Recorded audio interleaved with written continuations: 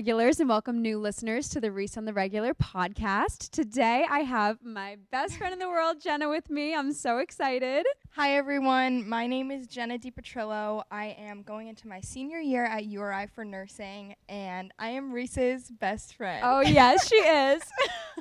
And so we figured, since we're such great friends, we want to talk about relationships today with you guys.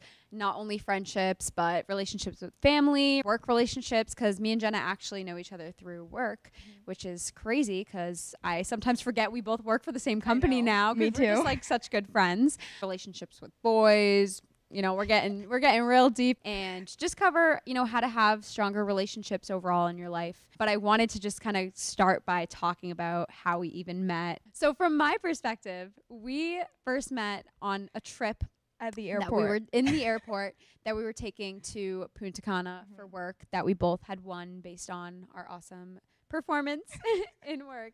The first second that we both got to the airport, like she was the first person I saw and I didn't even know her. I like saw some other people that I recognized from our company. I saw her. I was like, oh, hey, like, who are you? Like, It was like we were already best friends. Right away, we were just like talking about like all the things we were going to do on the trip, which I think is so funny. There was never like an awkward meeting moment at all. No. And we just spent like the next few days in Punta Cana and just got so close. It was just a blast. It really was a blast. Like Reese was saying, there wasn't any of that awkward first time meeting someone like not at all. We that were like, so what are we gonna, what's our gym routine for the week? That's like the first thing we got to.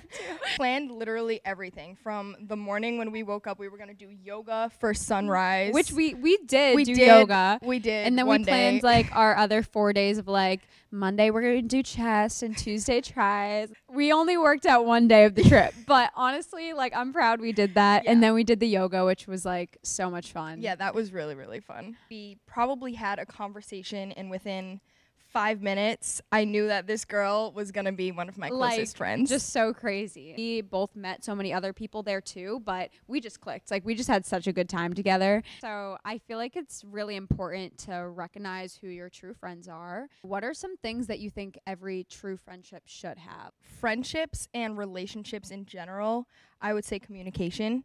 That's the number one thing that is really important to me and also whoever is on the receiving end of that relationship. Whether it be you have a fight with your best friend and you need to communicate something to work it out, or with your boyfriend or whoever, your family members, just having solid communication where you're able to just tell each other how you're feeling, what's going on. I think that's probably one of the most important qualities of a friendship, relationship, whatever it may be. Right. And I feel like we haven't had many problems where it's like we need to communicate with each other. Like we say to each other all the time, we're like, there's just nothing wrong with you. But even still, like if there was something bothering me like about you for some reason. I can't even think of anything. I don't know what would. That would possibly happen. But if so, like it's important to communicate that and Exactly. not just like pretend nothing's wrong. Not only communication, but I feel like supporting one another is another really big quality to have in true friendship. Like if you're competing with your friends, it's not going to be a good friendship at all. Not at all. And you shouldn't have any reason to compete with your friends. So if you find yourself doing that, that's probably not the people you should be surrounding yourself with.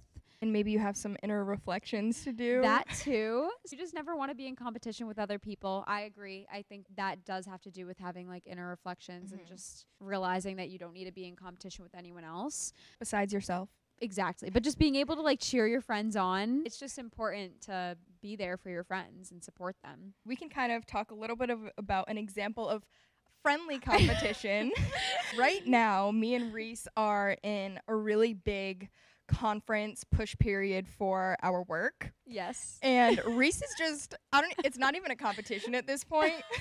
It really isn't. No, because I'm waiting for Jenna's big comeback. Like she's gonna. I'm waiting for your $70,000 day. This girl has literally sold $50,000 in 10, 12 days. She's been doing amazing. But so has Jenna, because she's been working her butt off. That's all that matters is the work you're putting into it. The results just come. You're going to have your big day. But see, like, you just need to cheer your friends on. Yes. She's not, like, mad at me for it. Yeah. So that's just so important. Having those relationships with work people too. Like if you're in a work setting, you want to be cheering on your coworkers. If you guys are both competing or going after a big goal, we've created so many other relationships, not just with each other, but with people that we work with as well. I think it's a really cool thing. We've been able to meet so many people. Like obviously Jenna's from Rhode Island. Like I probably would have never met her. You know, relationships like those can stick because people that are all working towards the same goal, I think, just have similar beliefs with that.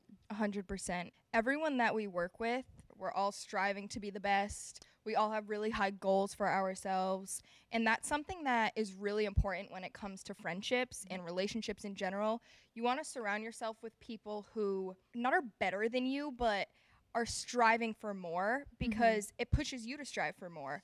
If you're hanging around with a bunch of bums, you're going to be a bum. It's that saying that's like you're total of like the 5 people you like hang out with the most. Like it's so true. The people you surround yourself with, that's how you're going to be. And there's obviously people out there who just want to have friends with everyone type of thing. But why do you feel it's important to just have like those few true friends versus being everyone's friend, you know? So this is something that I am very stuck on. My whole entire life, I've never had a big group of friends. I wasn't ever the popular girl.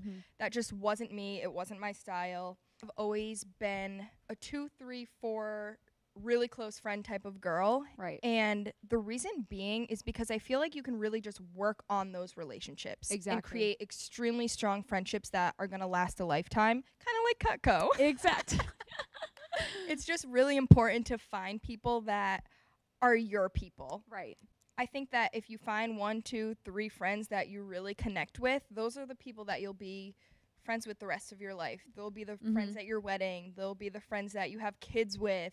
I just think that's super important rather than having a room full of people that you know a little bit about each of them, but you're not really close with a single person, if that makes sense. I would agree. I never had a really big friend group, and I used to kind of envy that when I would see like some people I knew who had like a big girls like friend group. The truth is, friend groups like that, it's like lots of just talking behind people's backs and competition. Drama. It's just too many people to have like a stable relationship with everyone in the group. And it's okay to be like friendly with everyone, but it's like you want to just have those few true friends that you genuinely care about. I would say even in high school though, I did struggle a little bit more with accepting that. I feel like now at this point, it's like I'm okay with having like more acquaintances than close friends. I think that's fine. But in high school, it was kind of hard to tell who was real and who wasn't. Before I say this, this is just like a small part of this. You can tell a lot about someone from their past relationships, friendships, boyfriends, relationships. One thing that I cannot stand is if, let's say you're talking to someone and they're talking really bad about a friend that they used to have. Right. It's like, so what do you say about me? Right. It's like almost you kind of get that uneasy feeling.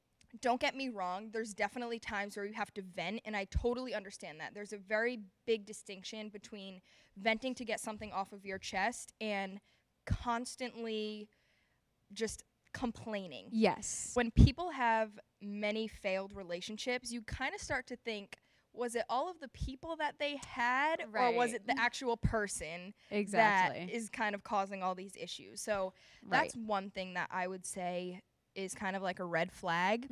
Kind of like how we mentioned earlier, that constant competitive, trying to compete with your best friend type of thing. Right. If you notice that, you know, a friend is always trying to one-up you or constantly bragging about whatever it may be that they have or that they want, whatever. Just constantly having that attitude like they're better than you. What they have is better than what you have.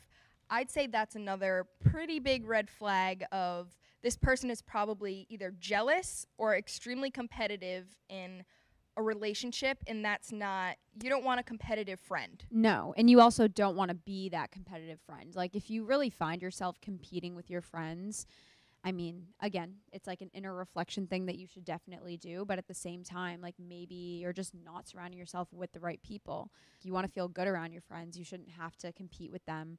And so I definitely think that's a red flag. Yeah. Another thing is I feel like friendships kind of just come out of the blue.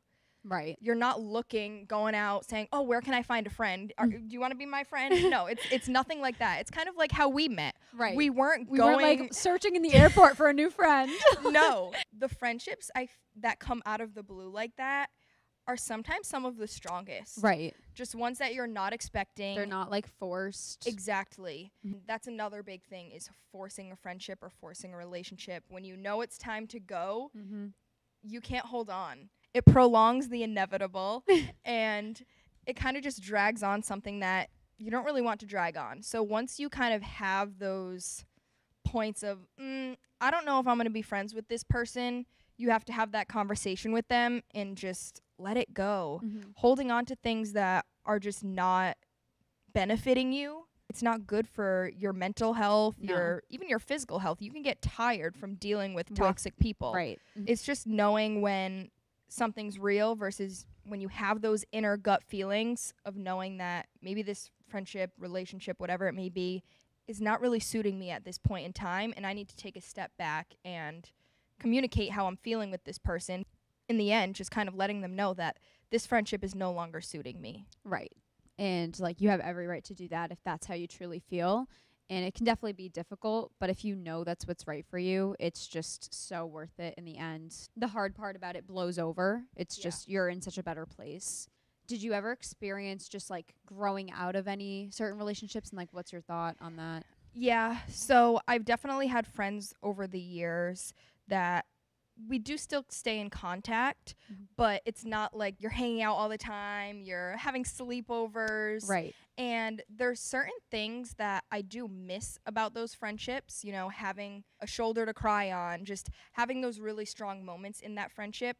That doesn't necessarily mean we're not friends anymore. Right. It just means that we both are kind of doing our own things. Like, one of my best friends, she is a coach in the MLB for the Texas Rangers. Oh my God. And we've been best friends since the 2nd grade. Not that we're not friends anymore, but she's in Arizona working with an MLB team. I'm in Rhode Island. We're not hanging out a ton. We're both extremely busy. We're not FaceTiming, calling, texting every day. But when we have time to catch up, we catch up. And it goes back to how it was when we were, you know, in 2nd grade. That's probably one of the really stronger relationships I do have, because we're able to stay in touch throughout that distance. Right. It's not necessarily how often you see someone. It's just that love and that connection that you have with that person that keeps the relationship alive. Right. Like, obviously we see each other more often than you're seeing your friend in Arizona, but even still, like, we don't see each other that often because we're far away from each other. Right. But like, we could have easily just like let something like that blow over, like not kept in contact. But I think that if a relationship's strong enough, it's definitely important to just keep in touch and also accept the fact that as you're just getting older, like, it's going to happen. You're going to be doing different things and be busy. But if you really care about someone, you should still find the time to check in on them. I think that's important. I definitely also grew out of a lot of relationships. The transition from high school to college was like crazy. You know, me and my immediate friend group from high school, we thought we'd all be hanging out every single day still, but it's like everyone has new journeys and everyone's really busy, and it's important to still check in on each other. But, you know, you have to kind of accept that that's what happens, and it's okay as long as you like leave off on a good note. I think that's another really important point, is making sure you don't burn bridges. And this is something that I am very passionate about when it comes to ending relationships or friendships. You never want to leave on a bad note. Right. Because you never know when you're going to come across this person again. They could be your boss one day. That's like the main thing that people always say. Like, they could be interviewing you one day.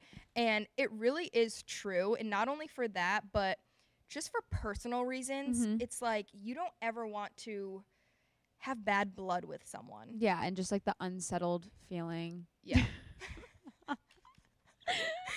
Getting a little too close to home with this conversation. No, but seriously, like, it's really important to, obviously, if things go extremely wrong, like, maybe just distance yourself. But if it's like a little bump in the road, just to end on a good note if you can. Yeah.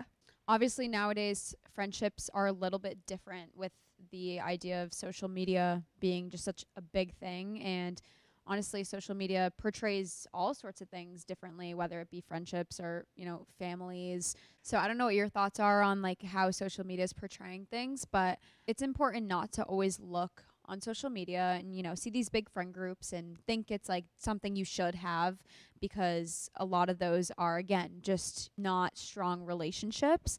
And so I don't know. What are your thoughts on that? I think that sometimes you can see things on social media and not necessarily get jealous, but kind of wish that's what you had. Right. And that's for anything. You see a really nice car on Instagram. Mhm. Obviously, you're like, damn, I want that car. There's a really fine line of wanting something and aspiring to have something versus being jealous and craving something Right. in an unhealthy way. It goes for pretty much anything. Like you want to do everything in small amounts, even friendships, relationships. Like you want to create certain boundaries. And I think that social media kind of takes instant gratification to a new level. Right. To a point where anything you want to see is right there in front of you whenever you want it. Mm-hmm. And that can be really scary, especially when it comes to making friends and kind of seeing online all of these big groups of friends going out to the clubs or going to parties. And you're like, damn, like I wish I had that. But reflect on what you do have. Right. If you have a solid best friend or two or three, that is just as good as having a big group of Just people. as, if anything, better. And it's also just important not to believe everything you're seeing on social media. It might look like a big, crazy, fun time and like all these friends are just super close, but it's just, they're just out and having a time and that's it. I think just having a few good friendships is more valuable than that. Aside from friendships, I would say obviously every family dynamic is different.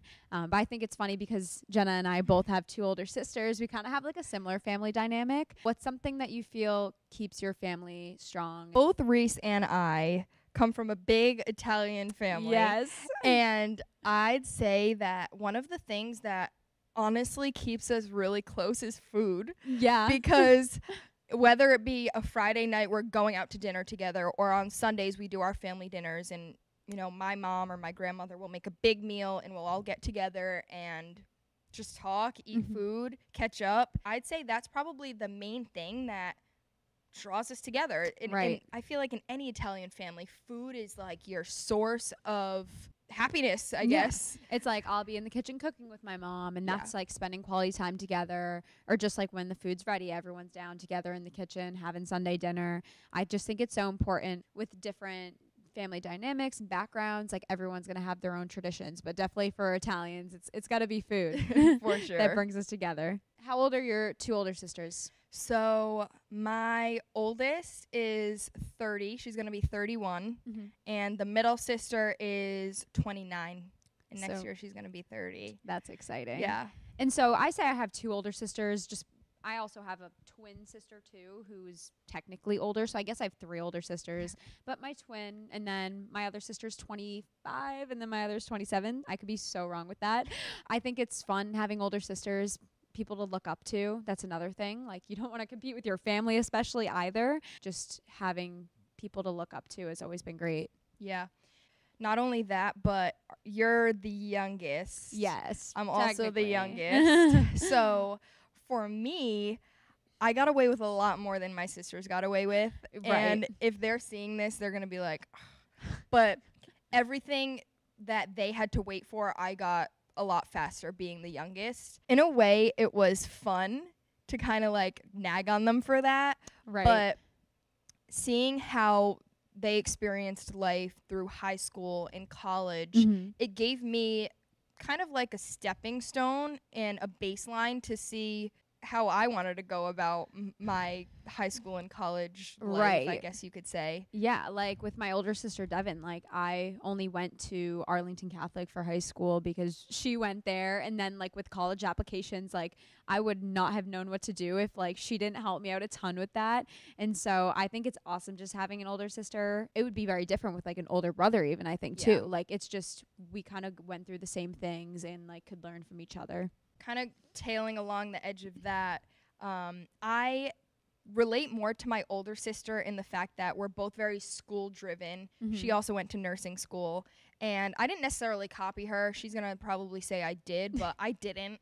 I definitely wanted to be a nurse on my own, but seeing her go through it and seeing her get good grades, it's kind of like, if she can do it, I can do it, because we're similar. We have the same blood. I am more similar to her in that sense, but to my middle sister, we kind of have the same bubbly personality. My older sister can be kind of, what's the word I'm looking for? She doesn't like people. My middle sister is definitely a people person, and so am I. I agree with, like, I have some things that are similar with my sisters. In some ways, we're just so different. With Brooke, it's like, we're so different, but we kind of just, like, have that twin connection, and just, like, we'll have twin telepathy sometimes, too, when we, like, look at each other. And, like, with my 2 older sisters also, like, there's so many differences there, but just certain things, like their drive, that inspires me, too. That's why I put in a lot of the hard work that I do as well. Something I definitely think can affect the relationship that a family shares with each other is loss.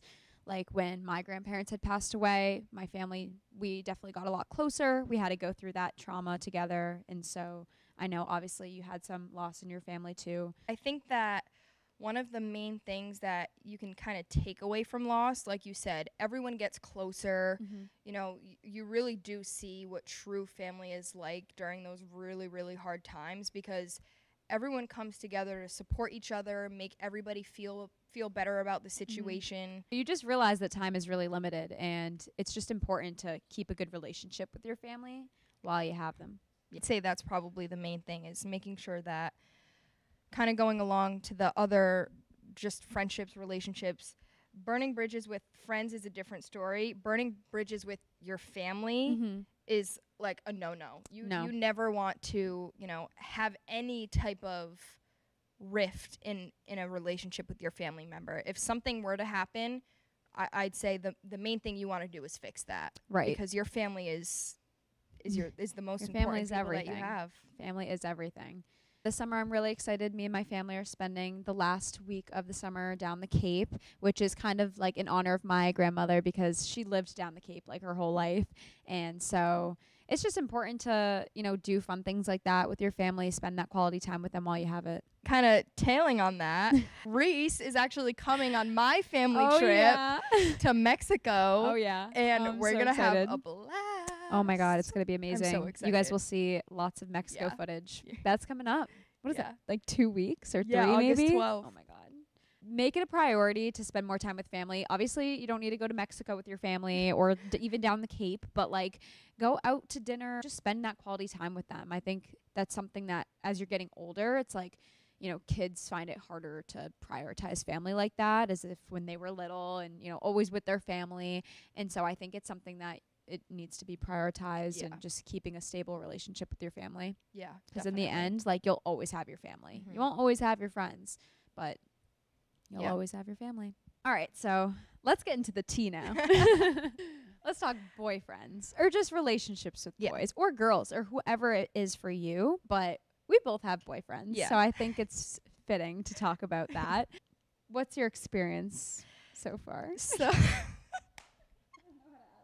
I would say we both have pretty healthy relationships with our boyfriends. For you, how do you go about like maintaining a healthy relationship with your boyfriend? I would say it kind of goes back to the same thing that I said with friends, communication. If there's ever any type of issue or just something that makes either one of us uncomfortable, or literally anything that's on our minds, we voice it. We've had some issues in the past, and honestly, it came down to us not communicating. Right. And what happens is, let's say there's something that's really bothering you, and you kind of just keep it to yourself. You build up resentment, and over time, you know, things start to, you know, show between your love languages. Let's say someone used to get you flowers every single day or once a week, whatever it may be. You have this inner resentment towards that person. You're probably not going to be giving them flowers as often. Right. And then the other person is going to notice that and say, hey, what the heck? You know, where are my flowers? Where are my flowers? This is just a silly example, but it kind of creates that rift in the relationship that you don't want. It could easily be solved with communication. Right. if there was just something that's upsetting you or something that's wrong, just voicing that and letting them know how you feel can really stop a lot of issues that don't need to happen. Right. And I feel like another thing that has just allowed my relationship to be great is trust. And I think that's something a lot of relationships struggle with.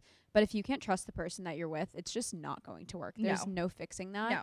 Unless you can yourself find it to trust that person. If for some reason you can't, either A, you just have trust issues, or B, you're just not with the right person. Yeah. If they're not a trusting person, you want to be with someone that you can trust and you don't have to worry. Definitely. You know, it should be fun, especially at this age. You don't want to be in a relationship that you're, you know, fighting and not trusting each other the whole time. No. It should only be for fun at this age. Yeah. You know? Yeah. One thing that always just I have in the back of my mind is a person will show you their true colors. So I'm going to trust you until you give me a reason not to. Right. So that goes for anyone and anything, friends, relationships, family. Like I will trust you until you prove to me that I shouldn't. Right. And in cases where someone breaks your trust, I'm the type of person that's like, that's it. That's done. If you're doing something to disrespect me like that, you serve no purpose to me. You serve nothing. You are a zero to me. Because if they can do it once, they'll do it again. Exactly. Luckily, we're both in good relationships at the moment. But Jenna, have you ever been in a toxic relationship, and how did you deal with that if so? I don't think I was ever in a toxic relationship. Me and my current boyfriend have pretty much been together since I was 14 years old. Right. We've definitely had a lot of bumps in the road throughout the relationship, but every bump brings us closer, and we kind of learn how to get better at being in a relationship. When you're in a really long-term relationship with someone, especially one that starts when you are a freshman in high school, there are a lot of changes in not only myself, but in him that we've gone throughout the years. I am not the same 14-year-old girl that I was. Right. When was that? 6.5 years ago. And he's not the same person he was either. And you change along the way. And I would say what's allowed us to make it this far is kind of learning each other's boundaries, learning each other's love languages, and communicating. I would say that's probably one of the biggest things. And like I mentioned, the reason why we had all these bumps in the roads is because we weren't the strongest with our communication. And now that's something that we are really, really working on to be the main thing in our relationship that we know how to do. Right. Like if you're seeing a problem in a relationship, it's definitely worth fixing if you're both going to be committed to fixing it. Yeah. But if it's one-sided, you know, you don't want to just be the one who's trying to fix it. And if you can tell that they're just not having it anymore, or they're not trying, it's just better for you to realize that. I haven't necessarily been in a toxic relationship, but I've seen a lot of people who have been in toxic relationships. And I would say the main thing really is that trust. Like So people, important. like boyfriends not wanting their girls to wear a certain outfit. And it's just like, what? Come on. What?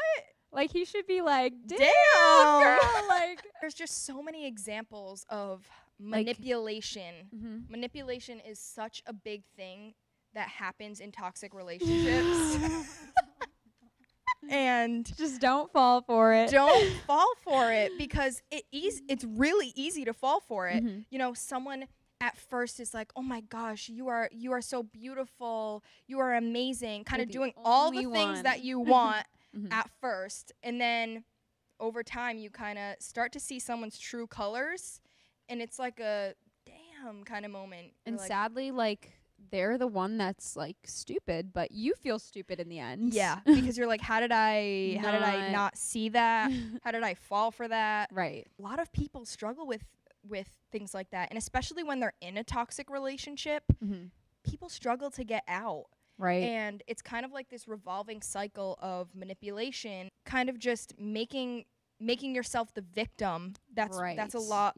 What toxic people do is they'll make themselves the victim, put the blame on you, try to make you feel bad for doing something, and it's just a vicious cycle that a lot of people can't seem to break out of. Right. So if we're not offering great advice because we don't have experience with like toxic relationships like that, just let this be your sign. If you're like watching this and you're thinking to yourself, oh, like some things are kind of aligning with where I'm at right now, that should be a sign to just check in on your relationship. Get out of there. Not necessarily, but just like check in on your relationship and really just be truthful with yourself if it's working out or not. And I would say another big thing about how to tell if you're in a toxic relationship is have those tough conversations. Their reaction will tell you everything. If you voice your opinions or how you're feeling with your partner and they freak out on you, or they say, what are you talking about? I didn't do that. Right. But you did this and you did this. And dismiss everything else. That is the number one sign. So if you have a sense or a feeling or just a pit in your stomach that you may be in a toxic relationship, communicate it, and their reaction will tell you everything you need to know. And not even like a toxic relationship, but if there's ever just an issue or something on your mind, you should just communicate it right away. Sometimes they just genuinely don't realize it, and that's just like what they needed to hear.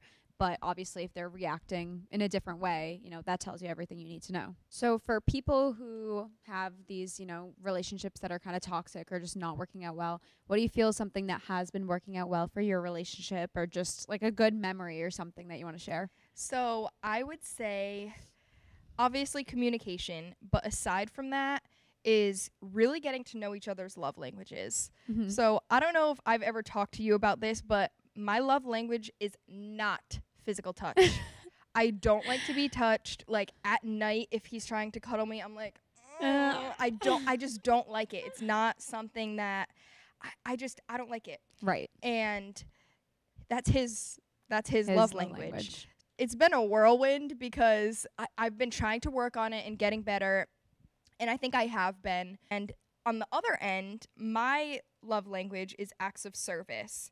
And this kind of goes into having a partner that really listens to you and understands your love language. A thing in the past that I really, really craved was getting flowers and just small things like cleaning up and helping take out the trash, or just really small things that just make me smile. I do have to say, I've said it once from when we started talking again, that I really liked flowers. Ever since, I haven't had a dead flower in my room or in my house. I love that. And it's just having someone who just listens. I'm the type of person, I'm not going to say things twice. Right. So I'll tell you I want flowers once, and that's it. If you start to not give me them, then we'll see where things go. That's a stupid example, but just having someone that listens to you. Right. Listens, and just like the little things like that to show that they care. Right. Like I appreciate that so much in my relationship. Flowers. I mean, it doesn't need to even be material things, but just showing they care. A handwritten note. A note. Or just a cute text message if you haven't talked to them in a crocheted little while. Shirt. Reese, Jack, if you're listening to this, Jack made Reese a crocheted top that's pink, and it's the cutest thing. I'm going to wear it in Mexico, so. I bragged to all of my friends, and I'm like, Reese, you have to show them this shirt, because it is just the thoughtful things. Just like your boyfriend doesn't need to know how to crochet. No. But just like going out of your way to do something like that. To learn, to make you a shirt. Right. Come on. Not to put my relationship over anyone else's, but just things like that, memories that I have. Yeah. And just things I appreciate. Yeah. Overall, relationships can get sticky, and it's just important to recognize whether it be friendships, family, boyfriends, coworkers. Just recognize those relationships that you need to cut out of your life and the ones that are serving you, and make those stronger. And just realizing what ones are which. Thank you so much for coming on today. Thank I had you so for much having fun. me. I could stay here and talk all day long, but your girls got to go back to their sales competition. So we both have demos like right right after now. this. But we're so happy we were able to fit this in, and I'll definitely have you back on the podcast. Everyone else, I hope you enjoyed, and continue watching, continue leaving suggestions. We are out. Thank you, Reese. Thank you. Bye.